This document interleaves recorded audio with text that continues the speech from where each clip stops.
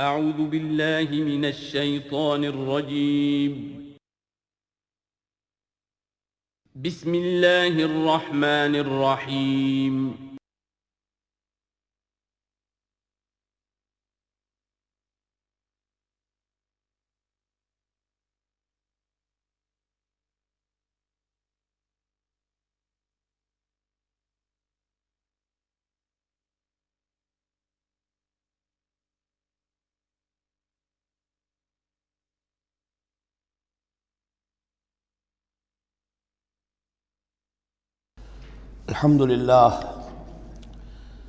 الحمدللہ وکفا والصلاة والسلام علی عبادہ الذین اصطفیٰ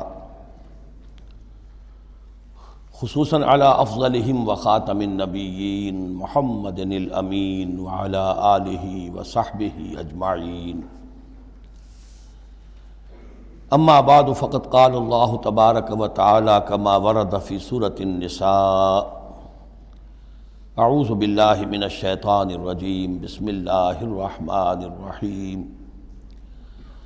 یا ایہا الناس اتقوا ربکم الذی خلقکم من نفس واحدۃ وخلق منها زوجها وبث منہما رجالا کثیرا ونساء واتقوا اللہ الذی تساءلون بہ والارحام ان اللہ کان علیکم رقیبا صدق اللہ العظیم رب اشرح لی صدری ویسر لی امری واحلل عقدۃ من لسانی یفقہوا قولی اللہم ربنا الہمنا رشدنا واعذنا من شرور انفسنا اللہم ارنا الحق حقا وارزقنا اتباعہ وارنا الباطل باطلا وارزقنا اجتنابہ اللہم وفقنا لما تحب وترضى اللہم آنس وحشتنا فی قبورنا وارحمنا بالقرآن العظیم اللہم اجعلہ لنا اماما ونورا وہدا ورحمہ اللہم ذکرنا منہ ما نسینا وعلمنا منہ ما جہلنا وارزقنا تلاوتہ آناء اللیل وآناء النہار واجعلہ لنا حجتا یا رب العالمین آمین۔ آج ہم اللہ کا نام لے کر سورہ نساء کا ترجمہ اور مختصر تشریح شروع کر رہے ہیں۔ جیسا کہ میں آپ کو بتا چکا ہوں کہ قرآن مجید میں مکی اور مدنی صورتوں کے جو گروپ ہیں ان میں سے پہلا گروپ 5 صورتوں پر مشتمل ہے۔ مکی صورت صرف سورہ فاتحہ ہے، حجم میں بہت چھوٹی، معنی میں، مفہوم میں، عظمت میں، فضیلت میں بہت بڑی۔ اس کے بعد 4 صورتیں جو ہیں وہ مدنی ہیں، بقرہ، نساء، آل عمران اور مائدہ۔ اور یہ جو 4 صورتیں ہیں یہ دو صورتوں کے 2 جوڑوں کی شکل میں۔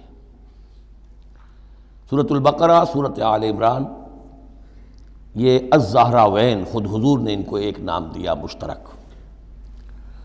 اور ان میں جو مناسبتیں ہیں، مشابہت ہیں، وہ تفصیل کے ساتھ ہمارے ترجمے کے دوران سامنے آتے رہی ہیں۔ نسبت زوجیت کس اعتبار سے ہے،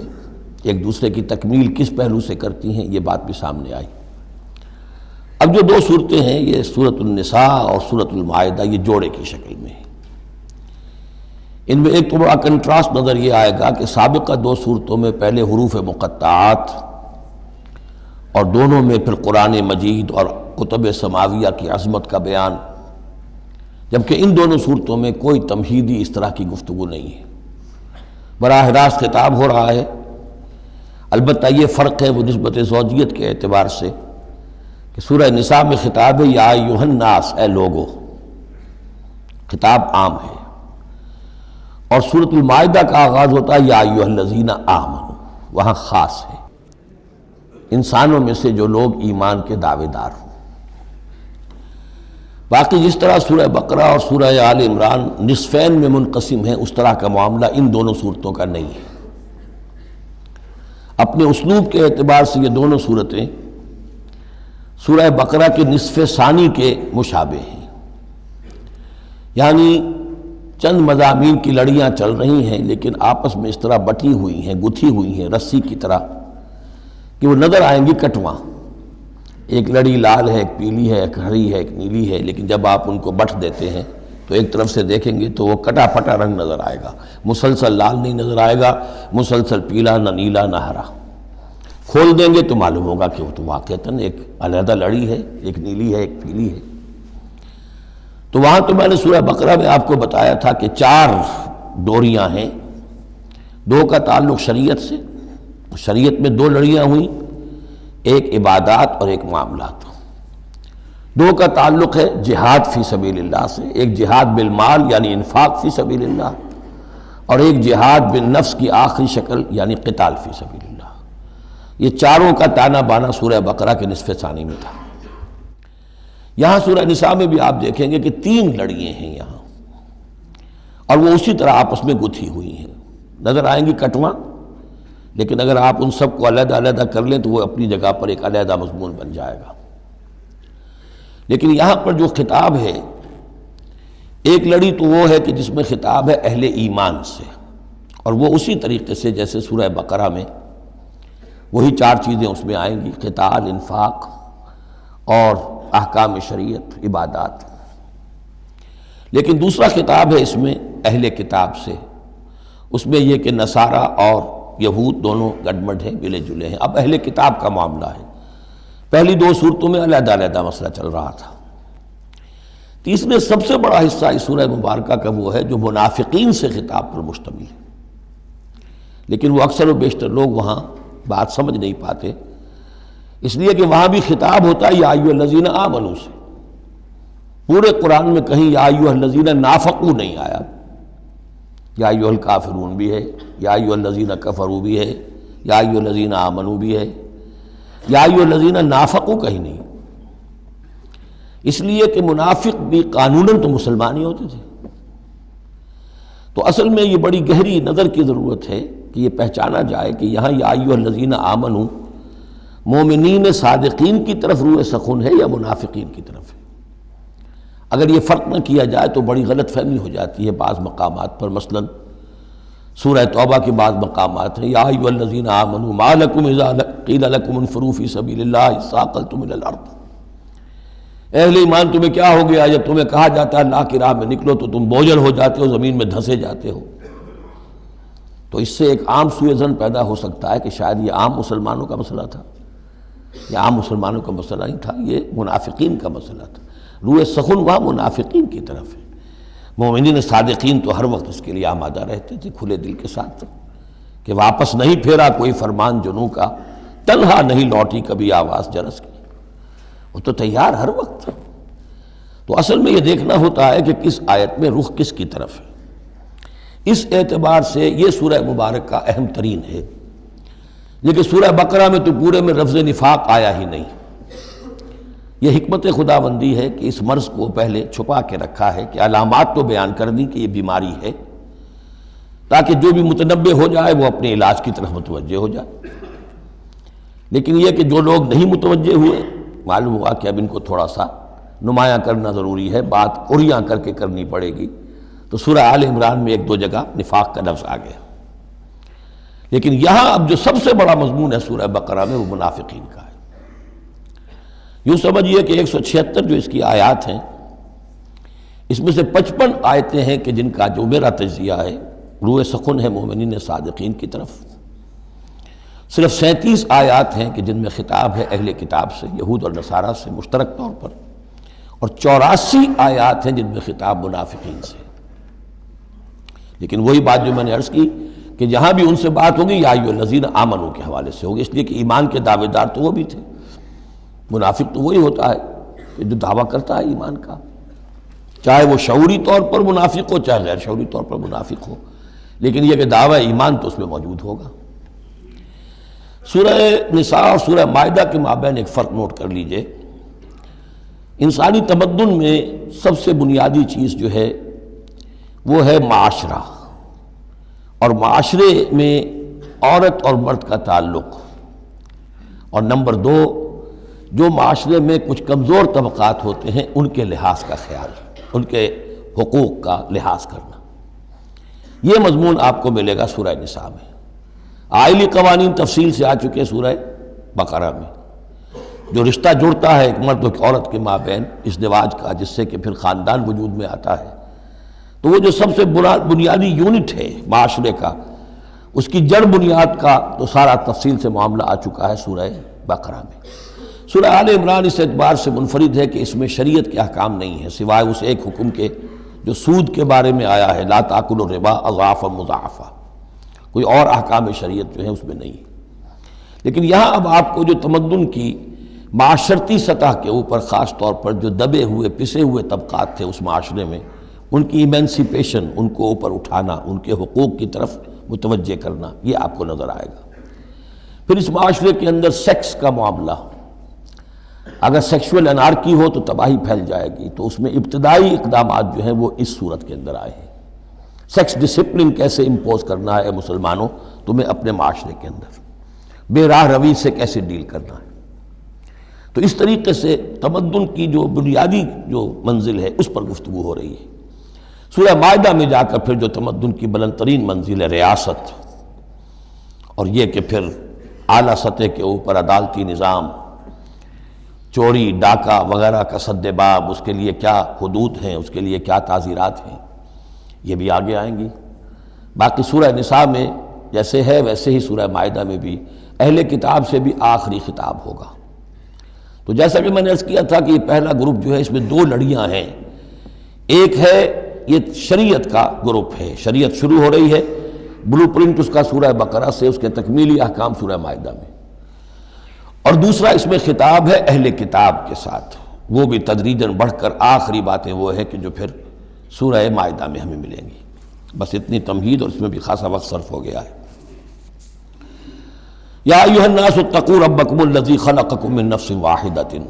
اب دیکھیے معاشرتی مسائل کے ضمن میں گفتگو ہے تو ایسی بنیادی بات سے شروع کی ہے، اے لوگو اپنے اس رب کا تقوی اختیار کر لو جس نے تمہیں ایک جان سے بنایا، وَخَلَقَ مِنْهَا زَوْجَهَا، اور اسی سے اس کا جوڑا بنایا۔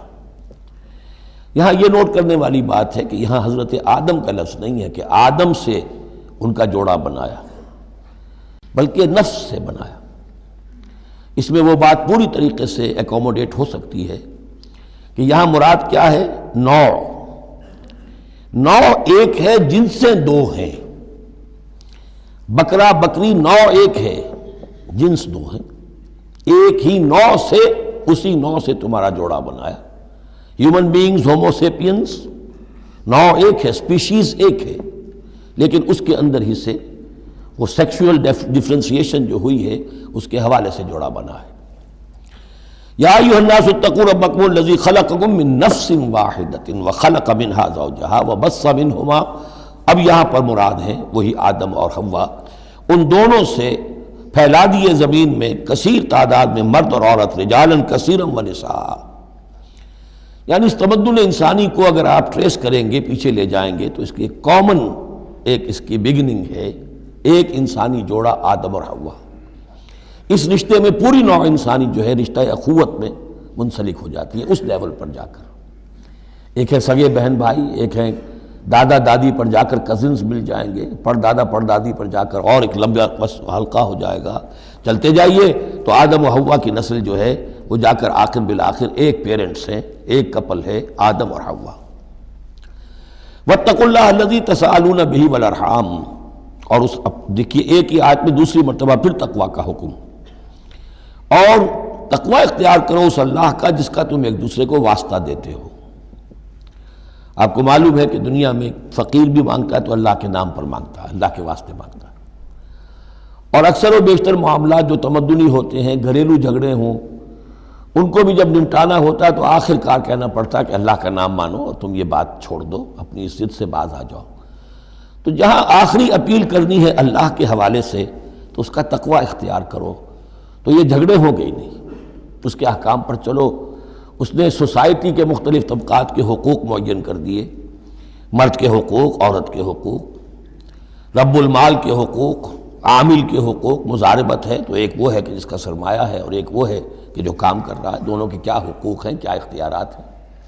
اگر ان کی پیروی کی جائے، ان کی پابندی کی جائے تو جھگڑا نہیں ہوگا۔ والارحام، اور رحمی رشتوں کا لحاظ رکھو۔ یہ وہ رحمی رشتہ ہے جیسا کہ میں نے بتایا، والدہ پر جا کر بہن بھائی ایک ہو گئے، دادی پر جا کر ایک اور بڑی تعداد میں ایک ہو گئے، یہ رحمی رشتے ہیں۔ لیکن انہی رحمی رشتوں کو پھیلاتے چلے جائیے تو کل بنی آدم، اور جتنی بھی بنات حوا ہیں وہ سب ایک ہی نسل سے، ایک ہی باپ اور ایک ہی ماں کی اولاد ہیں۔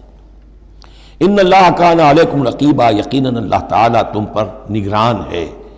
یہ تقویٰ کی روح ہے۔ اگر یہ خیال رہے کہ میں کسی کی نگاہ میں ہوں، کوئی مجھے دیکھ رہا ہے، میرا ہر عمل اس کی نگاہ میں ہے، چھپا ہوا نہیں ہے، چاہے میں نے سب دروازے بند کر دیے، کھڑکیاں بند کر دیں اور پردے لگا دیے، سب کچھ ہو گیا، لیکن ایک آنکھ سے میں نہیں چھپ سکتا۔ ان اللہ کان علیکم رقیبا، اگر یہ مستحضر رہے تو پھر تقویٰ ہوگا، پھر اللہ کے حکم کی پابندی کی جائے گی۔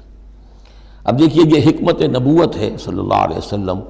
اس آیت کو حضور نے خطبہ نکاح میں شامل کیا، کیونکہ نکاح کا موقع کیا ہوتا ہے کہ ایک مرد ایک عورت کے درمیان پھر وہی رشتہ ازدواج قائم ہو رہا ہے، آدم کا ایک بیٹا، حوا کی ایک بیٹی، پھر اسی رشتے میں منسلک ہو رہے ہیں جس میں کہ آدم اور حوا تھے۔ جس طرح ان سے نسل پھیلی ہے، اب ان سے آگے نسل بڑھے گی۔ لیکن یہ کہ اس پورے معاشرتی معاملے میں، خاندانی معاملات میں، عائلی معاملات میں، جیسے سورہ بقرہ میں ہم نے دیکھا کتنی مرتبہ واتقوا اللہ واتقوا اللہ واتقوا اللہ، تقویٰ نہیں ہوگا تو پھر خالی قانون جو ہے اس کے اندر وہ تاثیر نہیں ہوا کرتی۔ قانون کو تو تختہ مشق بھی بنایا جا سکتا ہے، وَلَا تَتَّخِذُوا آیَاتِ اللَّهِ هُزُوًا، اللہ کی آیات کا ٹھٹا ہی نہ بنا دو، کہ قانون کا تقاضا تو پورا ہو رہا ہے لیکن اس کی جو روح ہے وہ بالکل ختم ہو جاتی ہے۔ وَآتُوا الْيَتَامَىٰ أَمْوَالَهُمْ، اور وہ جو دبے ہوئے طبقات ہیں ان میں سے یتیم ایک اہم طبقہ تھا، ان کے کوئی حقوق نہیں تھے، مال ان کے ہڑپ کر لیے جاتے تھے، کمزور تھے۔ وَآتُوا الْيَتَامَىٰ أَمْوَالَهُمْ وَلَا تَتَبَدَّلُوا الْخَبِيثَ بِالطَّيِّبِ، ان کا مال جو ہے اس میں سے اچھا اچھا مال لے لیا، برا ان کو اپنا برا مال ان میں شامل کر دیا۔ انہیں کیا پتہ چلا؟ اگر اول تو یہ کہ ہڑپ ہی کر گئے، نہیں تو بہت متقی ہوئے تو چلیے تعداد پوری کر دی، لیکن یہ کہ ان کا جو اچھا مال تھا اپنے طرف لے لیا اور ردی مال ادھر لگا دیا۔ وَلَا تَأْكُلُوا أَمْوَالَهُمْ إِلَىٰ أَمْوَالِكُمْ، اور ان کے مال اپنے مالوں میں شامل کر کے ہڑپ نہ کرو۔ إِنَّهُ كَانَ حُوبًا كَبِيرًا، یقیناً یہ بہت بڑا گناہ، بہت بڑے بوال کی بات ہے۔ وَإِنْ خِفْتُمْ أَلَّا تُقْسِطُوا فِي الْيَتَامَىٰ، اور اگر تمہیں اندیشہ ہو کہ تم یتیم بچیوں کے بارے میں انصاف نہیں کر سکو گے، یعنی یتیم ایک تو لڑکا ہوا، چلیے اس کی ایک زندگی ہے،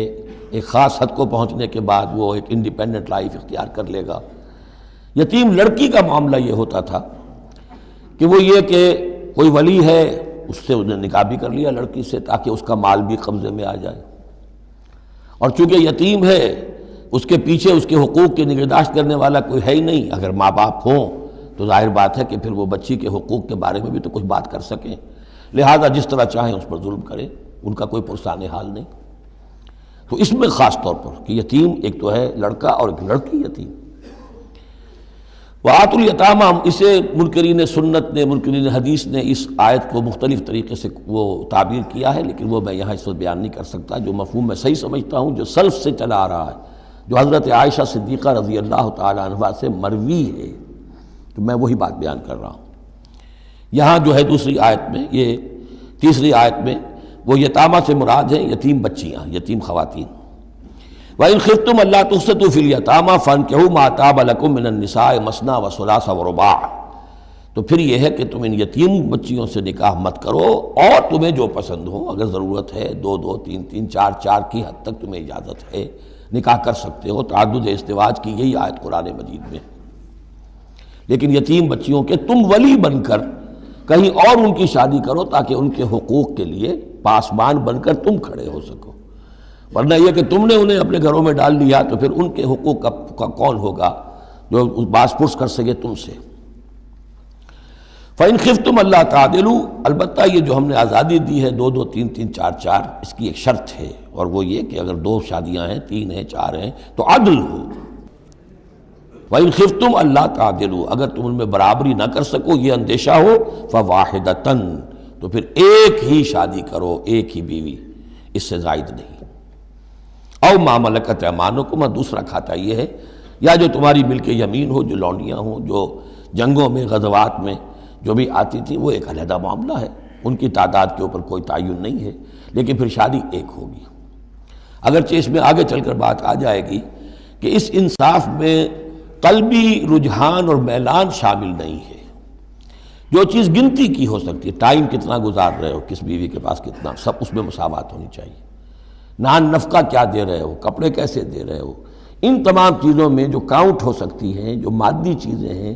جو دیکھی بھالی جا سکتی ہیں، اس میں انصاف اور عدل لازم ہے۔ البتہ دلی رجحان اور میلان جس پر کہ انسان کو قابو نہیں ہوتا، اس میں گرفت نہیں ہے۔ ذالک ادنیٰ اللہ تعولوا، یہ اس سے قریب تر ہے کہ تم ایک ہی طرف کو نہ جھک پڑو، کہ ایک ہی بس بیوی کی طرف سارا میلان ہے، رجحان ہے۔ اور جیسا کہ آگے آئے گا کہ دوسری جو ہے یا دوسری جو ہیں وہ معلق ہو کر رہ گئی ہیں کہ نہ وہ شوہروں والی ہیں اور نہ وہ آزاد ہیں کہ کہیں اور نکاح کریں۔ وَآتُوا النِّسَاءَ صَدُقَاتِهِنَّ نِحْلًا، اور عورتوں کو ان کے مہر خوش دلی کے ساتھ دیا کرو، مجھ کو تاوان سمجھ کے نہ دیا کرو۔ یہ صدقات جو ہے صداق کی جمع ہے، اور صدقے کی جمع ہے صداقات۔ دال پر زبر ہو تو صدقے کی جمع، اور دال پر پیش ہے صدقات تو یہ صداق کی جمع ہے۔ فَإِن تِبْنَ لَكُمْ عَنْ شَيْءٍ مِّنْهُ نَفْسًا، پھر اگر وہ خود اپنی مرضی سے، اپنی رضامندی سے اس میں سے کوئی چیز تمہیں دے دیں، تم نے مہر جو انہیں دیا تھا وہ تم نے ادا کر دیا، اب وہ تمہیں کوئی ہبہ کر رہی ہیں، تمہیں اس میں سے کوئی چیز جو ہے ہدیہ کر رہی ہیں، تحفہ دے رہی ہیں، تو کوئی حرج نہیں۔ فَكُلُوهُ هَنِيًّا مَرِيًّا، تو تم اسے استعمال میں لاؤ، کھاؤ لچتا پچتا، اس میں کوئی حرج نہیں ہے۔ لیکن یہ ہے کہ وہ ہو ان کی مرضی سے، زبردستی نہیں، جبر کر کے نہ لے لیا جائے۔ فَإِن تِبْنَ لَكُمْ عَنْ شَيْءٍ مِّنْهُ نَفْسًا، بالکل اپنی مرضی سے۔ وَلَا تُؤْتُوا السُّفَهَاءَ أَمْوَالَكُمُ الَّتِي جَعَلَ اللَّهُ لَكُمْ قِيَامًا وَارْزُقُوهُمْ فِيهَا وَاكْسُوهُمْ وَقُولُوا لَهُمْ قَوْلًا مَّعْرُوفًا۔ اب ایک معاشرے میں طبقہ ایسا بھی ہوتا ہے سفہاء، بچہ ہے ابھی اس کو سمجھ نہیں ہے یا آوارہ ہو گیا ہے، باپ مال بہت چھوڑ گیا ہے، اب وہ مال اڑا رہا ہے، تو یہاں پہ تصور دیا گیا کہ اس میں معاشرتی سطح پر روک تھام ہونی چاہیے۔ یہ نہیں کہ میرا مال ہے میں جیسے خرچ کروں۔ تو اموالکم کہا گیا، یہ اصل میں ایک معاشرے کی ایک مشترک سی چیز ہے، مشترک بہبود کے لیے ہے، چاہے انفرادی ملکیت ہے لیکن پھر بھی اس معاشرے کی اس کے اندر مشترک بہبود ہونی چاہیے۔ مت پکڑا دو ناسمجھوں کو یا بے وقوفوں کے اپنے مال، جن کو اللہ تعالیٰ نے تمہارے لیے دنیا کے گزران کا ذریعہ بنایا ہے۔ وَارْزُقُوهُمْ فِيهَا، ہاں انہیں رزق دیتے رہو اس میں سے، وَاكْسُوهُمْ کھلاتے رہو پلاتے رہو، وَقُولُوا لَهُمْ قَوْلًا مَّعْرُوفًا، اور ان سے بات کیا کرو البتہ نرم اچھے انداز میں۔ یہی اصول تھا جس کے تحت کہ برٹش انڈیا میں کورٹ آف وارز مقرر ہو جاتے تھے، کہ اگر کوئی بڑا جاگیردار ہے، کوئی نواب ہے اور وہ فوت ہو گیا، اس کا بیٹا جو ہے آوارہ ہے اور اس کی جو اندیشہ ہے کہ اسے کوئی اڑا دے گا، ختم کر دے گا، تو کورٹ آف وارز ہو جاتا تھا۔ حکومت جو ہے وہ اس کا چارج لے لیتی تھی، اس کے لیے سالانہ اس میں سے، اس کی آمدنی میں سے وظیفہ ہوتا تھا، اس میں اپنا خرچ کرے، لیکن یہ ہے کہ باقی چیزیں جمع رہتی تھی تاکہ یہ ان کی آئندہ نسل کے کام آ سکے۔ وَابْتَلُوا الْيَتَامَىٰ حَتَّىٰ إِذَا بَلَغُوا النِّكَاحَ، اور یتیموں کی دیکھ بھال کرتے رہو، جانچ پرکھ کرتے رہو، دیکھتے رہو کہ ان کے اندر کبھی شعور پیدا ہو گیا یا نہیں۔ فَإِنْ آنَسْتُم مِّنْهُمْ رُشْدًا، تو جب تم دیکھو ان میں کہ اب یہ باشعور ہو گئے ہیں، سمجھدار ہو گئے ہیں، فَادْفَعُوا إِلَيْهِمْ أَمْوَالَهُمْ، تو ان کے اموال ان کے حوالے کر دو۔ وَلَا تَأْكُلُوهَا إِسْرَافًا وَبِدَارًا أَن يَكْبَرُوا، اور دیکھو اس مال کو کھانے کی کوشش نہ کرو، ہڑپ نہ کرو جلدی سے، کہ ایسا نہ ہو کہ بچے جوان ہو جائیں تو یہ مال تو دے ہی دینا ہے میں نے، تو اس سے پہلے جتنا بھی اس کو میں کھا جاؤں کھا لوں۔ وَمَنْ كَانَ غَنِيًّا فَلْيَسْتَعْفِفْ، اگر کوئی جو ولی ہے یتیم کا وہ غنی ہے، اللہ نے اسے خود دے رکھا ہے، کشائش ہے اس کے پاس، تو پھر اسے یتیم کے مال میں سے کچھ بھی لینے کا حق نہیں ہے، پھر اسے یتیم کے مال سے بچتے رہنا چاہیے۔ وَمَنْ كَانَ فَقِيرًا، اور اگر کوئی خود تنگ دست ہے، محتاج ہے، اب ظاہر بات ہے وہ یتیم کی کوئی نگہداشت بھی کر رہا ہے، اس کا کچھ وقت بھی اس پہ صرف ہو رہا ہے، تو فَلْيَأْكُلْ بِالْمَعْرُوفِ، تو معروف طریقے سے بھلے انداز میں، جو کہ معقول انداز ہو، اس میں سے اگر وہ یتیم کے مال میں سے کچھ کھا بھی لے تو کوئی حرج نہیں ہے۔ اسلام کی تعلیم بڑی فطری ہے، اس کے اندر وہ بندشیں نہیں ہیں کہ جو ان نیچرل ہوں، جن پر عمل کرنا ناممکن ہو جائے۔ فَإِذَا دَفَعْتُمْ إِلَيْهِمْ أَمْوَالَهُمْ، اور جب تم ان کے مال ان کے حوالے کر دو، فَأَشْهِدُوا عَلَيْهِمْ، تو گواہ بنا لو کہ یہ چیزیں تھیں جو آج کی تاریخ میں میری تحویل میں تھی، آج تک میں نے ان کے حوالے کر دی۔ وَكَفَى بِاللَّهِ حَسِيبًا، باقی اللہ تعالیٰ کافی ہے حساب لینے کے لیے. یہ دنیا کا معاملہ ہے، اس کے لیے لکھت پڑھت شہادت، باقی اصل حساب تو تمہیں اللہ کے ہاں جا کے دینا ہے.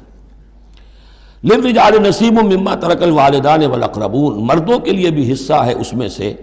کہ جو ترکہ چھوڑا ہو، جو وراثت چھوڑی ہو والدین نے اور رشتہ داروں نے. وَلِلنِّسَاءِ نَصِيبٌ مِّمَّا تَرَكَ الْوَالِدَانِ وَالْأَقْرَبُونَ، اور عورتوں کا بھی حصہ ہے اس میں سے جو والدین کی وراثت ہے، جو انہوں نے ترک کیا ہے، ان کا ترکہ ہے، اور رشتہ داروں کا. یہاں پہلی مرتبہ اب عورت کو وراثت کا حق دیا جا رہا ہے، ورنہ عرب کے معاشرے میں عورت کا کوئی حق وراثت نہیں تھا. یہاں پہ فرمایا گیا کہ مما قل منہ او کثر، چاہے وہ وراثت تھوڑی ہو چاہے زیادہ ہو، قانون جو ہے اللہ کا اس کو اس کے اوپر پوری طور سے نافذ ہونا چاہیے. نصیبا مفروضہ، اور یہ حصہ ہے اللہ کی طرف سے فرض کیا گیا. اب میں آپ کو نوٹ کراؤں گا کتنی مرتبہ یہ تاکید ہو رہی ہے اس قانون وراثت کی، اور آپ اگر ساتھ ہی دیکھتے رہیں کہ کتنی دھجیاں اس کی بکھرتی ہیں ہمارے معاشرے کے اندر، کوئی اس کا لحاظ نہیں. اور بڑا جو ہمارا خاص طور پر ایک علاقہ ہے کہ جہاں ویسے نماز روزہ بہت ہوتا ہے، وہ بیٹیوں کو کوئی وراثت میں کوئی حصہ دینے کے لیے وہ کسی صورت تیار نہیں ہوتے. شریعت کے کچھ چیزیں جو ہیں وہ بہت اہم ہیں، اور شریعت کی یہ چیزیں جو ہیں کس قدر تاکید کے ساتھ آ رہی ہیں، یہ کہتے ہیں یہ رواج کے تحت ہوگا. وَإِذَا حَضَرَ الْقِسْمَةَ أُولُو الْقُرْبَى، اور جب وراثت کی ترکے کی تقسیم ہو رہی ہو تو اب اگر وہاں کچھ قرابت دار بھی آ جائیں، والیتامى، یتیم بھی آ جائیں، والمساکین، کچھ محتاج بھی آ جائیں، فارزقوہم منہ وقولوا لہم قولا معروفا، تو انہیں بھی کچھ دے دلا دو اس میں سے، کیونکہ اس وقت دیکھ رہے ہیں تقسیم ہو رہی ہے، وہ بالکل محتاج ہیں، تو احساس محرومیت جو ہے اس کو کسی نہ کسی درجے میں جو بھی اس کے اندر کچھ ان کی مداوع ہو سکتا ہو کرو. وَقُولُوا لَهُمْ قَوْلًا مَعْرُوفًا، ان سے بات کرو تو بڑے اچھے انداز میں، جھڑکو نہیں کہ یہ ہماری وراثت تقسیم ہو رہی، تم کون آ گئے یہاں پہ. وَلْيَخْشَ الَّذِينَ لَوْ تَرَكُوا مِنْ خَلْفِهِمْ، ڈرتے رہنا چاہیے ان لوگوں کو کہ اگر انہوں نے بھی چھوڑے ہوتے اپنے پیچھے ذُرِّيَّةً ضِعَافًا، چھوٹے بچے، اپنی نسل چھوڑ کر اگر وہ گئے ہوتے اور یتیم بچے ہوتے ان کے، خافوا علیہم، تو کیسے کیسے اندیشے ہونے ہوتے اپنے ان بچوں کے بارے میں. فلیتقوا اللہ، تو انہیں چاہیے کہ اللہ کا تقوی اختیار کریں کہ یہ یتیم جو اس وقت آ گئے یہ بھی کسی کے بچے ہیں، کوئی ان کا بھی باپ تھا، ان کے سر پر ہاتھ رکھو. ولیقولوا قولا سدیدا، اور بڑی صاف اور ستھری اور صحیح اور حق پر مبنی بات کرو. ان الذین یاکلون اموال الیتامی ظلما، یقیناً وہ لوگ کہ جو یتیموں کا مال ہڑپ کرتے ہیں ناحق، انما یاکلون فی بطونہم نارا، وہ اپنے پیٹوں میں بھر رہے ہیں آگ. وسیصلون سعیرا، اندر کی آگ تو اپنے پیٹوں میں ڈال رہے ہیں اور سموچے وہ خود آگ میں ڈال دیے جائیں گے. تو گویا کہ ایک آگ ان کے اندر ہوگی اور ایک جہنم کی آگ ان کے باہر ہوگی. یہ 10 آیتیں بڑی جامع ہیں، اور جس طریقے سے کہ سوسائٹی کے جو پسماندہ طبقات تھے ایک ایک کا خیال کر کے جس باریک بینی سے حکمت کے ساتھ احکام دیے جا رہے ہیں. اب اس کے بعد جو رکوع ہے یہ بڑا مختصر ہے، آیتیں 4 ہیں لیکن ایک قیامت مضمر ہے ان میں، یہ اعجاز ہے. 4 آیتوں کے اندر اسلام کا پورا قانون وراثت جس پہ پوری جلدیں لکھی گئی ہیں، جامعیت کی انتہا ہے. یوصیکم اللہ فی اولادکم، اللہ تعالیٰ تمہیں وصیت کرتا ہے تمہاری اولاد کے بارے میں. للذکر مثل حظ الانثیین، لڑکے کے لیے حصہ ہے 2 لڑکیوں کے برابر. فإن كن نساء فوق اثنتین فلہن ثلث ما ترک، اور اگر صرف بیٹیاں ہی بیٹیاں ہوں اور 2 یا 2 سے زائد ہوں تو ان کو 2/3 میں حصہ ملے گا. وإن كانت واحدة فلها النصف، اور اگر ایک ہی بیٹی ہے تو اسے آدھا ملے گا. ظاہر بات ہے بیٹا ایک ہی وارث ہوگا تو پورے کا وارث ہو جائے گا، تو جب بیٹی کا حصہ بیٹے سے آدھا ہے تو اگر ایک ہی بیٹی ہے تو اسے آدھی وراثت ملے گی، آدھی پھر اور لوگوں کو جائے گی، وہ ایک الگ حصہ ہے، معاملہ ہے. وَلِأَبَوَيْهِ لِكُلِّ وَاحِدٍ مِّنْهُمَا السُّدُسُ مِمَّا تَرَكَ إِنْ كَانَ لَهُ وَلَدٌ. اب یہ وراثت میں ایک تو ہے نیچے وراثت بیٹا بیٹی، اور ایک ہے اوپر والد والدین، جب اب وہ بھی زندہ ہیں، فوت ہوا ہے کوئی شخص، اس کے والدین یا والد یا والدہ دونوں میں سے کوئی ایک زندہ ہے، ان کا بھی حصہ ہے. وَلِأَبْوَيْهِ لِكُلِّ وَاحِدٍ مِّنْهُمَا، اس کے والدین کے لیے ہر ایک کے لیے ان میں سے چھٹا حصہ ہے اس کے ترکے میں سے، مما ترک ان کان لہو ولد، اگر اس کے اولاد ہے. ایک شخص لاولد مر گیا ہے تو اور بات ہوگی، اولاد ہے تو چھٹا یعنی 1/3 حصہ والدین کو چلا گیا، 2/3 جو ہے اولاد میں تقسیم ہوگا۔ فَإِن لَّمْ يَكُن لَّهُ وَلَدٌ، اور اگر اس کی اولاد ہے ہی نہیں، لا ولد، فوت ہو رہا ہے، وَوَرِثَهُ أَبَوَاهُ، اور اس کے وارث اس کے والدین ہی ہیں، فَلِأُمِّهِ الثُّلُثُ، تو ماں کو 1/3 اور باپ کو 2/3، وہ مرد کا باپ ماں سے عورت سے دگنا ہو جائے گا۔ فَإِن كَانَ لَهُ إِخْوَةٌ، اور اگر اس کے بہن بھائی ہو، فَلِأُمِّهِ السُّدُسُ مِن بَعْدِ وَصِيَّةٍ يُوصِي بِهَا أَوْ دَيْنٍ، تو پھر ماں کا حصہ جو ہے وہ پھر اور کم ہو جائے گا، چھٹا حصہ رہ جائے گا سلس کی بجائے، تاکہ باپ کی طرف سے تو پھر بھائیوں کو وراثت جا سکے گی اس کے، لیکن ساتھ فرما دیا من بعد وصیت یوصی بہا او دین، وراثت کی تقسیم سے پہلے 2 کام کر لینے ہوں گے کہ اگر کوئی وصیت کی ہے اس وصیت کو پورا کیا جائے، اگر کوئی دین ہے جو فوت ہوا ہے اس پر کوئی قرض ہے وہ ادا کیا جائے، پھر جو ہے وراثت ادا ہوگی۔ من بعد وصیت یوصی بہا او دین، آباؤکم و ابناؤکم لا تدرون ایہم اقرب لکم نفعا، تمہارے باپ یا تمہارے بیٹے تم نہیں جانتے کہ ان میں سے کون تمہارے لیے زیادہ نافع ہے، زیادہ قریب ہے نفع کے اعتبار سے۔ فریضۃ من اللہ، یہ تم اپنی عقلوں کو چھوڑو، اللہ کی طرف سے یہ فرض ہے، فریضۃ من اللہ، یعنی آدمی سمجھے میرے بوڑھے والدین ہیں، خام خواہ ان کے لیے حصہ کائے کو رکھ دیا ہے، کھا پی چکے، زندگی گزار چکے، وراثت تو ملنی چاہیے اولاد کو، بیٹا بیٹی کو، نہیں، اللہ کا حکم مانو۔ آباؤکم و ابناؤکم لا تدرون ایہم اقرب لکم نفعا فریضۃ من اللہ ان اللہ کان علیما حکیما، یقیناً اللہ تعالیٰ علیم اور حکیم ہے، اس کا کوئی حکم علم اور حکمت سے خالی نہیں۔ وَلَكُمْ نِصْفُ مَا تَرَكَ أَزْوَاجُكُمْ إِن لَّمْ يَكُن لَّهُنَّ وَلَدٌ، اور تمہارا حصہ تمہاری بیویوں کے ترکے میں سے آدھا ہے اگر ان کے کوئی اولاد نہ ہو، بیوی فوت ہو رہی ہے اور اس کے کوئی اولاد نہیں ہے تو جو کچھ چھوڑ رہی ہے اس میں سے نصف جو ہے شوہر کا ہو جائے گا، باقی نصف جو ہے وہ بیوی کے بھائیوں وغیرہ کو جائے گا، لیکن شوہر کا نصف ہو گیا۔ فَإِن كَانَ لَهُنَّ وَلَدٌ، اور اگر اس کی اولاد ہے، فَلَكُمُ الرُّبُعُ مِمَّا تَرَكْنَا،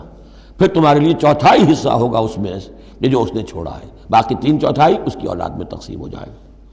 من بعد وصیت یوصین بہا او دین، اور یہ بھی ہوگا وصیت کی ایگزیکیوشن کے بعد، اور اگر کوئی قرض ہے تو اس کی ادائیگی کے بعد۔ وَلَهُنَّ الرُّبُعُ مِمَّا تَرَكْتُمْ، اور جو کچھ تم چھوڑو، مرد شوہر فوت ہو گیا ہے تو اس کی وراثت میں سے بیویوں کا حصہ ہے 1/4، ان لم یکن لکم ولد، اگر تمہارے کو اولاد نہیں ہے۔ فَإِن كَانَ لَكُمْ وَلَدٌ، اور اگر تمہارے اولاد ہے، فَلَهُنَّ الثُّمُنُ مِمَّا تَرَكْتُمْ مِن بَعْدِ وَصِيَّةٍ تُوصُونَ بِهَا أَوْ دَيْنٍ، تو پھر تو ان کے لیے 8واں حصہ ہے، اگر تمہارے لیے اولاد ہے تو تمہاری بیوی کے لیے پھر 8واں حصہ ہے تمہارے ترکے میں سے، من بعد وصیت توصون بہا او دین، اس وصیت کو تکمیل کے بعد جو تم نے کی ہو یا قرض جو تمہارے ذمے ہو ادا کرنے کے بعد۔ وَإِن كَانَ رَجُلٌ يُورَثُ كَلَالَةً، اور اگر کوئی شخص جس کی وراثت جو ہے تقسیم ہو رہی ہے کلالہ تھا، او امراتن، یا کوئی عورت بھی کلالہ ہو سکتی ہے۔ یہ کلالہ کون ہوتی ہے؟ جس کے نہ تو والدین ہو نہ اولاد ہو، میت ہے، فوت شدہ مرد ہے یا عورت ہے، تو جو نہ تو ہے اوپر والدین میں سے کوئی اور نہ کوئی اولاد میں سے، وہ اس کو کلالہ کہتے ہیں۔ بہن بھائی ہیں، اب بہن بھائیوں میں جو تقسیم ہوگی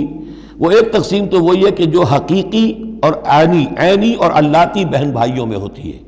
وہ تو ہے اسی طرح جیسے کہ اولاد کی ہے، لیکن یہاں خاص حکم دیا جا رہا ہے۔ عربوں میں اصل میں 3 قسم کے بہن بھائی ہوتے تھے، ایک عینی وہ ہے باپ بھی وہی ہے مشترک، ماں بھی وہی ہے، جنہیں ہم حقیقی کہتے ہیں، ہمارے ہاں حقیقی بھائی حقیقی بہن یعنی والدین دونوں مشترک ہیں۔ اللاتی کہ باپ ایک ہے اور مائیں جدا ہیں، لیکن عرب میں ان میں کوئی فرق نہیں تھا، وہ بھی حقیقی کہلاتے تھے۔ حکم جو ہے معاشرے کے اندر ان کے عینی اور اللاتی بہن بھائیوں کا ایک ہی تھا، کوئی فرق نہیں تھا۔ ان کے ہاں سوتیلا وہ کہلاتا تھا کہ ماں ایک ہو باپ اور ہوں۔ ایک شخص کی اولاد تھی، وہ فوت ہو گیا، اب اس کی بیوی نے دوسری شادی کر لی ہے، اب اس سے بھی اولاد ہے، تو ماں تو ایک ہے، اولاد 2 ہیں، 2 باپ سے ہیں، وہ کہلاتے ہیں کہ جو اخیافی ہیں۔ ان کا حکم دے رہا ہے کہ اگر کوئی شخص مرا ہے وہ کلالہ ہے، چاہے وہ مرد ہے یا عورت ہے، وَلَهُ أَخٌ أَوْ أُخْتٌ، اس کی ایک بہن ہے یا ایک بھائی ہے، فَلِكُلِّ وَاحِدٍ مِّنْهُمَا السُّدُسُ، تو ان میں سے ہر ایک کے لیے چھٹا حصہ ہے۔ فَإِنْ كَانُوا أَكْثَرَ مِنْ ذَلِكَ، اور اگر وہ اس سے زیادہ ہیں، فَهُمْ شُرَكَاءُ فِي الثُّلُثِ، پھر وہ ایک تہائی میں حصے دار رہیں گے، من بعد وصیت یوصی بہا او دین، یہی دو شرطیں پھر ہیں، اس وصیت کو ایگزیکیوٹ کرنے کے بعد جو کی گئی ہو یا قرض کی ادائیگی کے بعد، غیر مضار،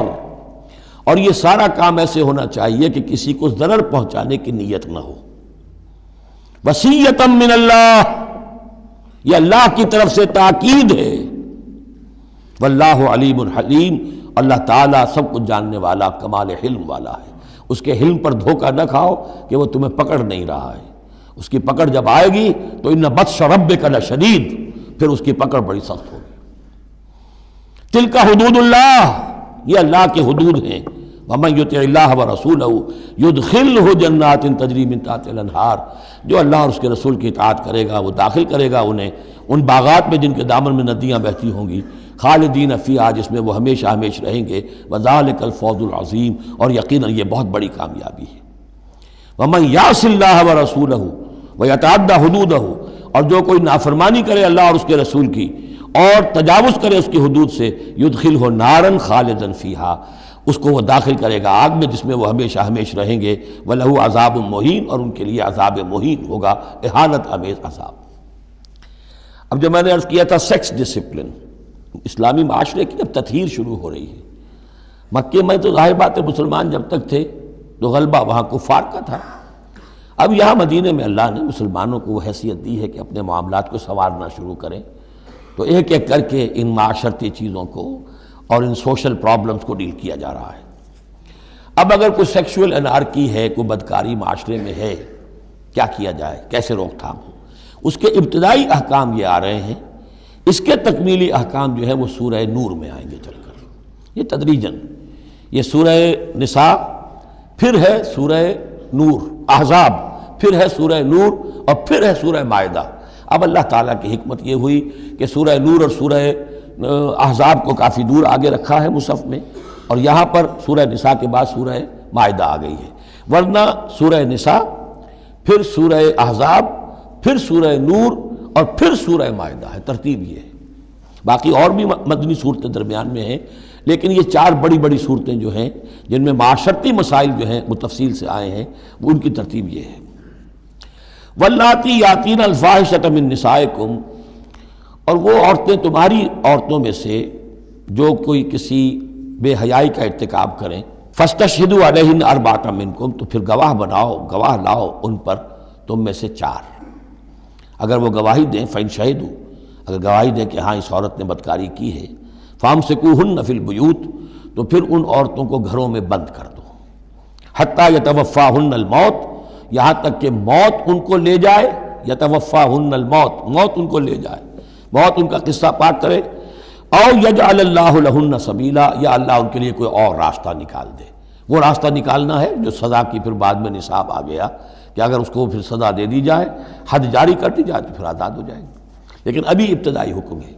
یہاں معلوم ہوتا ہے کہ یہ ایسی لڑکیوں کا یا عورتوں کا تذکرہ ہے کہ جو مسلمانوں میں سے تھیں لیکن ان کا بدکاری کا معاملہ کسی یہودی سے ہو گیا ہو یا کسی ایسے شخص سے ہو گیا ہو جو ابھی مسلمان نہیں ہے، تو یہ ان کا یک طرفہ کہ ہے وہ کوئی مسلمان لڑکی یا خاتون جس کا معاملہ ہے، لیکن دوسرا جو پہلو ہے، دوسرا جو اس عمل کا جو شریک ہے وہ غیر مسلم ہے۔ واللذان یاتیانہا منکم، اور اگر وہ دونوں تمہیں میں سے ہوں، مرد بھی اور عورت بھی، فآذوہما، تو ان دونوں کو پھر اذیت دو، تکلیف دو، انہیں سزا دو۔ فإن تابا واصلحا، پھر اگر وہ توبہ کر لیں اور اصلاح کر لیں، فاعرضوا عنہما، تو ان کو چھوڑ دو۔ ان اللہ کان توابا رحیما، یقیناً اللہ تعالیٰ بہت توبہ کا قبول فرمانے والا اور رحیم ہے۔ یہ بالکل ابتدائی احکام ہیں، اسی لیے ان کی وضاحت میں، تفسیروں میں آپ کو بہت سے اقوال مل جائیں گے، اس لیے کہ اصل میں تو یہ پھر آخر میں جا کر یہ سب منسوخ شمار ہوں گے جبکہ حدود آ گئی پوری کی پوری، جیسے کہ وصیت کا وہ حکم جو سورہ بقرہ میں آیا تھا وہ اب ساقط ہو گیا جبکہ قانون وراثت آ گیا۔ اب وہ آیت آئی ہے کہ جو بہت بڑی حکمت کی آیت ہے، جس کا حوالہ اس سے پہلے بھی میں نے کبھی دیا ہے، انما التوبۃ علی اللہ للذین یعملون السوء بجہالۃ، اللہ کے ذمے ہے توبہ قبول کرنا ایسے لوگوں کی جو کوئی برا حرکت کر بیٹھتے ہیں جہالت اور نادانی میں، ثم یتوبون من قریب، پھر فوراً توبہ کرتے ہیں۔ یعنی اگر ایمان اندر ہے تو کسی وقت ایسا تو ہو گیا کہ کوئی خارجی اثرات اتنے پوٹنٹ ہو گئے، یا نفس کے اندر ہیجان ایسا ہو گیا کہ آج بھی کنٹرول نہیں کر سکا، لیکن جیسے ہی اس کے بعد ہوش میں آئے گا اس پر شدید پچھتاوا، شدید ندامت طاری ہو جائے گی۔ تو اس کے لیے یہ کہ وہ توبہ کرے تو اللہ تعالیٰ اس کی توبہ قبول فرمائے گا۔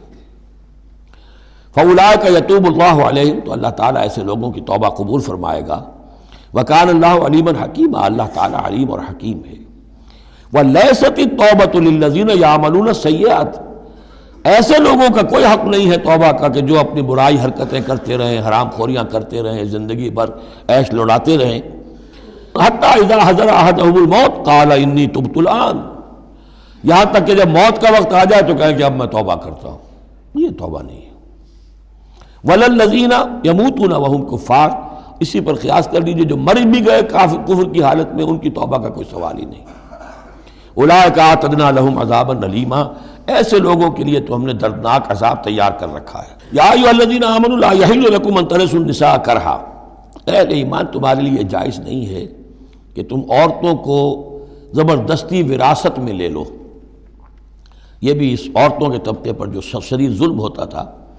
کیونکہ پالیگیمی عام تھی، ایک شخص ہے فوت ہوا ہے، 4 ہیں 5 بیویاں ہیں، اب فرض کیجئے کہ جو بیٹا ہے بڑا جو وارث بن گیا ہے، اب باقی اس کی حقیقی ماں تو ایک ہی ہے، باقی سوتیلی مائیں وہ ان کو وراثت میں لے لیتا تھا کہ میرے قبضے میں رہیں گی یہ، بلکہ ان سے شادیاں بھی کر لیتے تھے، بغیر شادی اپنے گھروں میں ڈالے رکھتے تھے، یا پھر یہ کہ اختیار اپنے ہاتھ میں رکھ کر ان کی شادی کہیں کرتے تھے تو خود مہر لیتے تھے۔ اس طرح کے معاملات کرتے تھے، عورتوں کے ساتھ یہ ظلم ہوتے تھے۔ یا ایھا الذین آمنوا لا یحل لکم ان ترثوا النساء کرہا، اہل ایمان تمہارے لیے جائز نہیں ہے کہ تم عورتوں کے وارث بن بیٹھو زبردستی۔ ولا تعضلوہن لتذهبوا ببعض ما آتیتموہن، اور نہ تمہارے لیے یہ جائز ہے کہ تم ان کا راستہ روک کے رکھو انہیں، تاکہ تم واپس لے لو ان سے جو کچھ کہ تم نے انہیں دیا ہے۔ اب نکاح کیا تھا اس وقت تو بڑے چاؤ تھے اور لاڈ تھے اور کیا کیا دے دیا تھا، اور اب جو ہے اس سے وہ واپس ہتھیانے کے لیے طرح طرح کے ہتھ کنڈے استعمال ہو رہے ہیں، انہیں تنگ کیا جا رہا ہے، ٹارچر کیا جا رہا ہے، ذہنی طور پر تکلیف پہنچائی جا رہی ہے۔ الا یاتین بفاحشۃ مبینہ، ہاں اگر کسی سے صریح جو ہے حرام کاری کا فعل سرزد ہو گیا، اس پر کچھ زیادتی کی جائے، اسے کچھ سزا دی جائے، جیسے کہ اوپر آ چکا ہے فعذوہما، اس وقت تو اجازت ہے۔ اس کے بغیر جو ہے کسی کے اوپر زیادتی کرنا، خاص طور پر اگر نیت یہ ہے کہ میں اس سے اپنا مہر واپس لے لوں۔ وعاشروہن بالمعروف، دیکھو عورتوں کے ساتھ معاشرت اختیار کرو، رہو سہو معروف طریقے پر، بھلے طریقے پر، اچھے طریقے پر، نیکی اور راستی کے ساتھ۔ فَإِن كَرِهْتُمُوهُنَّ فَعَسَىٰ أَن تَكْرَهُوا شَيْئًا وَيَجْعَلُ اللَّهُ فِيهِ خَيْرًا كَثِيرًا، تو اور اگر تمہیں کسی وجہ سے اب وہ ناپسند ہو گئی ہے، انہیں پسند نہیں کرتے تم، تو ہو سکتا ہے کہ کسی شے کو تم ناپسند کرو، درا حال ہے کہ اللہ نے اسی میں تمہارے لیے خیر کثیر رکھ دیا۔ پتہ نہیں ایک عورت جو ہے کسی ایک اعتبار سے آپ کے دل سے اتر گئی ہے، طبیعت کا میلان نہیں رہا ہے، اس میں اور کون کون سی خوبیاں ہیں، کس اعتبار سے آپ کے لیے وہ خیر کا ذریعہ بنتی ہے، تو اللہ کے حوالے کرو اس معاملے کو، لیکن ان کے ساتھ رکھو معاشرت صحیح، ان کے حقوق ادا کرتے ہوئے۔ ہاں اگر معاملہ ایسا ہو گیا ہے کہ ساتھ رہنا ممکن نہیں ہے تو طلاق کا راستہ کھلا ہے، شریعت اسلامی نے اس میں کوئی تنگی نہیں رکھی ہے، یہ کرسچینٹی کی طرح کا کوئی غیر معقول نظام نہیں ہے کہ طلاق ہو ہی نہیں سکتی، وہاں یہ ہے کہ طلاق کا راستہ کھلا ہے۔ وَإِنْ أَرَدْتُمْ اسْتِبْدَالَ زَوْجٍ مَكَانَ زَوْجٍ، اور اگر تم نے فیصلہ ہی کر لیا ہو کہ ایک بیوی کی جگہ کوئی دوسری بیوی لانی ہے، وَآتَيْتُمْ إِحْدَاهُنَّ قِنْطَارًا، اور ان میں سے کسی ایک کو تم نے ڈھیروں مال دیا ہو، فَلَا تَأْخُذُوهُ مِنْهُ شَيْئًا فَلَا تَأْخُذُوا مِنْهُ شَيْئًا، اس میں سے کوئی شے واپس نہیں لے سکتے، جو مہر دیا تھا وہ ان کا ہے، اب اس میں سے کچھ واپس نہیں لے سکتے۔ اتاخذونہ بہتانا و اسما مبینا، کیا تم لوگے وہ مہر واپس ان سے ناحق اور صریح گناہ کے طور پر؟ وکیف تاخذونہ، کچھ عقل کے ناخن لو، کچھ شعور اور کچھ شرافت کا ثبوت دو، کیسے ان سے وہ مال تم واپس لینا چاہتے ہو؟ وقد افضى بعضكم الى بعض، جبکہ تم ایک دوسرے سے مل چکے ہو، تمہارے مابین انتہائی قریبی رشتہ جو بھی ہو سکتا ہے دنیا کا وہ قائم ہو چکا ہے۔ وَأَخَذْنَ مِنْكُمْ مِيثَاقًا غَلِيظًا، اور وہ تم سے بہت گہرا قول و قرار لے چکی تھی۔ اب قول و قرار ہوتا ہے نکاح کے وقت، اس میں ذمہ داری لیتا ہے مرد، کوئی ایک وہ بھی ایک کانٹریکٹ ہے۔ وَلَا تَنكِحُوا مَا نَكَحَ آبَاؤُكُم مِّنَ النِّسَاءِ إِلَّا مَا قَدْ سَلَفَ، اور جو تمہارے آباؤ نے، تمہارے باپوں نے جن سے نکاح کیا ہو ان سے تم نکاح مت کرو۔ جو میں نے کہا تھا نا کہ جو سوتیلی مائیں ہوتی تھیں ان کو وہ اپنے نکاح کر کے گھر میں ڈال دیا یا بغیر نکاح کے ڈال دیا۔ یہ نکاح وہاں بھی اس معاشرے میں بھی اس کو کہتے تھے نکاح مقت، بہت ہی برا نکاح ہے۔ فطرت انسانی تو اباح کرتی ہے لیکن رواج ان کا تھا۔ یہاں قرآن مجید نے آ کر اس کا جو ہے سختی کے ساتھ سد باب کیا۔ وَلَا تَنكِحُوا مَا نَكَحَ آبَاؤُكُم، جن عورتوں سے نکاح کیا ہو تمہارے باپوں نے ان سے نکاح نہ کرو، مِنَ النِّسَاءِ إِلَّا مَا قَدْ سَلَفَ، سوائے اس کے کہ جو ہو چکا، إِنَّهُ كَانَ فَاحِشَةً وَمَقْتًا، یقیناً یہ بڑی بے حیائی کی بات ہے اور اللہ تعالیٰ کے غضب کو بھڑکانے والی ہے، وَسَاءَ سَبِيلًا، اور بہت ہی برا راستہ ہے۔ اب یہ طویل آیت آ رہی ہے جس میں محرمات ابدیہ کا بیان ہے کہ کن رشتوں میں نکاح کا معاملہ نہیں ہو سکتا، ایک مرد کن کن اپنی خواتین رشتہ داروں سے شادی نہیں کر سکتا۔ حرمت علیکم امہاتکم، حرام کر دی گئی تم پر تمہاری مائیں، نمبر 1، وبناتکم، تمہاری بیٹیاں، واخواتکم، اور تمہاری بہنیں، وعماتکم، اور تمہاری پھوپھیاں، وخالاتکم، اور تمہاری خالائیں، وبنات الاخ، اور بھائی کی بیٹیاں یعنی بھتیجیاں، وبنات الاخت، اور بہن کی بیٹیاں یعنی بھانجیاں، وامہاتکم اللاتی ارضعنکم، اور تمہاری وہ مائیں جنہوں نے تمہیں دودھ پلایا ہے، واخواتکم من الرضاعۃ، اور تمہاری دودھ پلانے والیوں کی بیٹیاں کہ جو تمہارے اب بہن بن گئی ہیں رضاعی، وامہات نسائکم، اور تمہاری بیویوں کی مائیں یعنی ساس جن کو ہم کہتے ہیں خوش دامن، وربائکم اللاتی فی حجورکم، اور اگر وہ کہ جو ربیبہ ہوں جو تمہارے ہاں پلی بڑھی ہوں، من نسائکم اللاتی دخلتم بہن، ربیبہ، ربیب اس کو کہتے ہیں کہ ایک عورت کے پہلے کوئی اولاد تھی، آپ نے ان سے شادی کی ہے تو وہ اولاد بھی ساتھ لے آئی ہے، اب وہ آپ کی بیٹے بیٹیاں ہی ہو گئی آپ کی، لیکن وہ آپ کے حقیقی بیٹے بیٹیاں نہیں، ربیب کہلاتے ہیں، ربیب اور ربیبہ۔ تو وہ ربیب اور ربیبہ بھی حرام ہیں اگر اس جو ماں ہے اس کے ساتھ مقاربت کی ہو، اگر اس کے ساتھ تعلق زن و شہ ہوا ہے تو پھر وہ ربیبہ جو ہے بچی جو آئی تھی اس کے ساتھ وہ بھی حرام ہو گئی۔ لیکن اگر کسی وجہ سے بغیر اس کے کہ ان کے ساتھ کوئی جنسی تعلق ہو، طلاق ہو جائے تو پھر اس ربیبہ کے ساتھ نکاح ہو سکتا ہے۔ وَرَبَائِبُكُمُ اللَّاتِي فِي حُجُورِكُم مِّن نِّسَائِكُمُ اللَّاتِي دَخَلْتُم بِهِنَّ، جن سے تم نے صحبت کی ہو، ان کی جو بیٹیاں ہیں سابقہ شوہروں سے وہ حرام ہیں۔ فَإِن لَّمْ تَكُونُوا دَخَلْتُم بِهِنَّ، اور اگر تم نے ان سے صحبت نہ کی ہو، فَلَا جُنَاحَ عَلَيْكُمْ، تو پھر کوئی حرج نہیں ہے۔ وَحَلَائِلُ أَبْنَائِكُمْ، اور تمہارے بیٹوں کی عورتیں یعنی بیٹوں کی بیویاں، بہو جن کو ہم کہتے ہیں، تمہاری بہویں، الَّذِينَ مِنْ أَصْلَابِكُمْ، لیکن بیٹے وہ جو تمہارے اپنے صلب سے ہوں، اپنے صلبی بیٹے، منہ بولے بیٹے کا معاملہ نہیں ہے۔ وَأَن تَجْمَعُوا بَيْنَ الْأُخْتَيْنِ، اور یہ بھی تم پر حرام کیا گیا ہمیشہ کے لیے کہ بیک وقت دو بہنوں کو جمع کرو ایک نکاح میں، إِلَّا مَا قَدْ سَلَفَ، سوائے اس کے کہ جو ہو چکا، إِنَّ اللَّهَ كَانَ غَفُورًا رَحِيمًا، یقیناً اللہ غفور الرحیم، جو ہو گیا پہلے کا، اس کو تو گڑھے مردے اکھاڑے نہیں جا سکتے، لیکن آئندہ کے لیے یہ محرمات ابدیہ ہیں۔ اس میں حضور نے اضافہ کیا ہے کہ دو بہنوں کو بھی ایک وقت نکاح میں نہیں رکھ سکتے، اسی طرح خالہ بھانجی کو بھی نکاح میں نہیں رکھ سکتے، اور پھپھی بھتیجی کو بھی نکاح میں نہیں رکھ سکتے۔ یہ محرمات ابدیہ ہیں کہ جن کے ساتھ کسی حال میں کسی وقت شادی نہیں ہو سکتی۔ اب ہے وہ محرمات جو عارضی ہیں۔ والمحصنات من النساء، وہ عورتیں جو کسی اور کے نکاح میں ہیں، اب یہ اس وجہ سے کہ وہ اس کے نکاح میں ہیں آپ پر حرام ہے۔ ہاں اگر وہ طلاق دے دے پھر آپ شادی کر سکیں گے اس سے، لیکن یہ کہ اس کے اوپر جو حرمت ہے اس کی، وہ حرمت ابدی اس نوع کی نہیں ہے جو اس آیت میں جو بیانات ہوئی، بلکہ یہ کہ وہ تو کسی اور کے نکاح میں ہونے کی۔ محصنات، حصن کہتے ہیں قلعے کو، جو قلعے میں ہیں، پہلے ہی ایک خاندان کے قلعے کے اندر ہیں وہ، اور شوہر والیاں ہیں، الا ما ملکت ایمانکم، سوائے یہ کہ ان میں سے کوئی تمہارے ہاں کنیز بن کر آ جائے۔ اب ظاہر بات ہے جنگ ہوئی ہے، وہ عورتیں جو ہیں مشرک مردوں کی بیویاں ہیں، وہ لونڈیاں بن کے آ گئی ہیں، تو اگرچہ وہ بیویاں ہیں مشرکوں کی، محصنات ہیں اس معنی میں، لیکن وہ لونڈی کی حیثیت سے آپ کے لیے جائز ہوں گی۔ کتاب اللہ علیکم، یہ اللہ کی کتاب ہے، حکم ہے، فرض ہے تمہارے اوپر۔ وَأُحِلَّ لَكُم مَّا وَرَاءَ ذَلِكُمْ، اب اس کے علاوہ تمہارے لیے تمام عورتیں حلال ہیں۔ تو آپ نے دیکھا کہ کتنی تھوڑی سی تعداد میں عورتیں ہوئیں کہ جن سے نکاح حرام ہوا، باقی کثیر تعداد۔ یعنی مباحات کا دائرہ بہت وسیع ہے، محرمات کا دائرہ بہت محدود ہے۔ ان تبتغوا باموالکم، لیکن یہ کہ اس کے لیے نکاح ہوگا مہر دے کر، اموال کے ساتھ تم اس میں نکاح کرو، محسنین،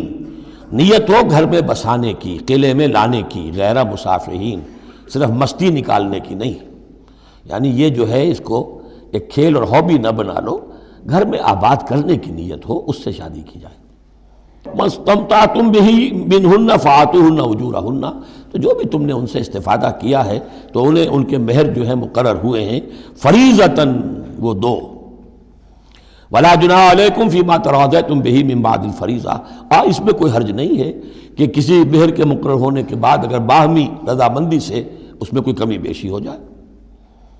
ان اللہ کان علیما حکیما، یقیناً اللہ تعالی علیم ہے اور حکیم ہے۔ وَمَن لَّمْ يَسْتَطِعْ مِنْكُمْ طَوْلًا أَن يَنكِحَ الْمُحْصَنَاتِ الْمُؤْمِنَاتِ، اور جو کوئی تم میں سے اتنی استطاعت نہ رکھتا ہو، مقدرت نہ رکھتا ہو کہ مومن محسنہ عورتوں سے شادی کر سکے۔ اب محسن دو معنی میں آتا ہے، ایک خاندانی لڑکی، شریف لڑکی، خاندانی آزاد گھرانے کی کہ اسے گھر کا قلعہ حاصل ہے، اور ایک شادی شدہ عورت کے جو ایک شوہر کے قلعے کے اندر ہے۔ ایک ہے خاندان کا قلعہ، خاندان کی پروٹیکشن حاصل ہے، سپورٹ حاصل ہے، تو وہ عورت جو ہے وہ محسنہ ہے۔ اسی طرح وہ عورت کے جو شوہر کے گھر میں ہے، ایک قلعے میں ہے، اس کے گھر میں ہے، اس کی حفاظت میں ہے، وہ بھی محسنہ ہے۔ پہلے تھا وہ دوسری معنی میں، یعنی شادی شدہ، یہاں مراد ہے شریف زادیاں، آزاد مسلمان عورتیں۔ اب ظاہر بات ہے آزاد مسلمان عورتوں کا تو مہر ادا کرنا پڑے گا، اس حوالے سے اب کوئی بیچارہ مفلس ہے، نہیں دے سکتا ہے تو کیا کرے۔ وَمَن لَّمْ يَسْتَطِعْ مِنْكُمْ طَوْلًا أَن يَنكِحَ الْمُحْصَنَاتِ الْمُؤْمِنَاتِ فَمِمَّا مَلَكَتْ أَيْمَانُكُمْ، تو جو لونیاں ہیں ان سے نکاح کر لو، مِن فَتَيَاتِكُمُ الْمُؤْمِنَاتِ، جو تمہاری مومن جو لونیاں ہوں، فَأَنكِحُوا وَاللَّهُ أَعْلَمُ بِإِيمَانِكُمْ، باقی یہ کہ کون مومن ہے اور نہیں ہے یہ اللہ بہتر جانتا ہے۔ مراد یہ ہے کہ جو بھی قانونی اعتبار سے مسلمان ہیں، جس کے تم ایک دوسرے کو مسلمان سمجھتے ہو، بعضکم من بعض، تم سب ایک دوسرے ہی میں سے ہو، فَأَنكِحُوهُنَّ بِإِذْنِ أَهْلِهِنَّ، تو ان سے تم نکاح کرو ان کے مالکوں کی اجازت سے۔ اب ظاہر بات ہے وہ لونڈی ہے زید کی، تو زید اس سے جنسی تعلق قائم کر سکتا ہے، لیکن یہاں اب ایک شخص اس سے اجازت لے رہا ہے کہ میں آپ کی اس لونڈی سے نکاح کرنا چاہتا ہوں۔ اگر اجازت دے دی، اب زید کا تعلق منقطع ہو جائے گا، اب وہ اس لونڈی اس کی اس اعتبار سے اس کے کام میں نہیں آ سکتی، بلکہ وہ اب منقوعہ ہو جائے گی ایک مسلمان کی۔ اس لیے بِإِذْنِ أَهْلِهِنَّ، اور اس میں پیش نظر رکھیے کہ ایک معاشرہ تھا، بالفعل یہ شکلیں تھیں، یہ نہیں کہا جا رہا یہ شکلیں پیدا کرو۔ اصل بات کیا ہے کہ جو معاشرہ تھا جس میں کہ قرآن نے اصلاح کا عمل شروع کیا ہے، تو اس میں کیا کیا صورتحال تھی، کس کس اعتبار سے اس میں بہتری پیدا کی گئی تدریجاً۔ فَانكِحُوهُنَّ بِإِذْنِ أَهْلِهِنَّ وَآتُوهُنَّ أُجُورَهُنَّ بِالْمَعْرُوفِ، انہیں بھی ان کے جو مہر ہیں تھوڑے ہوں گے وہ دو، معروف طریقے پر دو۔ محسنات غیر مصافحات، ان سے بھی جو تعلق ہے یہ نکاح کا ہوگا تو نیت ہونی چاہیے گھر میں بسانے کی، محض مستی نکالنے کی اور شہوت رانی کی وہ نیت نہ ہو۔ ولا متخذات اخدان، اور نہ ہی کوئی چوری چھپی کی دوستیاں اور یاریاں ہوں، یہ نہیں، کھلم کھلا نکاح ہو، معلوم ہو کہ فلاں کی لونڈی ہے۔ جیسے حضرت سمیہ رضی اللہ تعالی عنہ، یہ ابو جہل کا چچا تھا، ایک شریف انسان تھا، اس کی لونڈی تھی۔ پھر جب یہ یاسر آئے ہیں یمن سے اور آباد ہوئے مکے میں، تو انہوں نے اس کے ابو جہل کے چچا سے اجازت لے کر اور ان کی لونڈی سمیہ سے شادی کی ہے۔ ان سے پھر حضرت عمار ہوئے، عمار ابن یاسر اور عمار کی والدہ سمیہ رضی اللہ تعالی عنہم، یہ تین کا ایک کنبہ تھا۔ وہ شریف آدمی مر گیا تو پھر ابو جہل جو ہے اس کو اختیار ہو گیا ان پر، اس نے پھر جو پرسیکیوٹ کیا ہے وہ آپ کو معلوم ہے، اس خاندان کو بدترین جو ایذائیں دی گئی ہیں وہ اس خاندان کو دی گئی ہیں۔ فَإِذَا أُحْصِنَّ، پھر جب وہ قید نکاح میں آ جائیں، فَإِنْ أَتَيْنَ بِفَاحِشَةٍ، پھر اگر وہ کوئی غلط کام کریں، اگر کوئی وہ جو ہے بے حیائی کا کام کریں، فَعَلَيْهِنَّ نِصْفُ مَا عَلَى الْمُحْصَنَاتِ، تو انہیں آدھی سزا دی جائے گی اس کی کہ جو شادی شدوں کو دی جائے گی۔ اب یہ جو ہے چونکہ ابتدائی احکامات ہیں، ابھی تک تو رجم کا حکم آیا ہی نہیں ہے، ابھی تک 100 کوڑوں کا حکم بھی نہیں آیا ہے، ابھی تو یہ تھا آزوہما، تو کوئی بھی انہوں نے اپنا طریقہ مقرر کر لیا ہے کہ اتنا کچھ ہم ماریں گے، تو اس میں البتہ ذہن میں رکھا جائے کہ اس میں یہ ہے کہ جو یہ لونڈی ہے منکوحہ، اس کو اگر سزا دینی ہے اسی طرح کے جرم کی تو اس کی سزا بھی عادی ہوگی، اس لیے کہ ایک شریف خاندان کی عورت جسے پروٹیکشن حاصل ہو اس کا معاملہ اور ہے، اور ایک اس بیچاری غریب یعنی اس کا لونڈی کا معاملہ اور ہے۔ ذالک لمن خشی العنت منکم، یہ رعایت بھی کہ مسلمان لونڈیوں سے نکاح کر لو، یہ بھی تمہارے لیے، تم میں سے ان لوگوں کے لیے ہے کہ جنہیں اندیشہ ہو فتنے میں پڑنے کا، جو اپنی شہوت اور جنسی جذبے کو روک نہ سکتے ہو،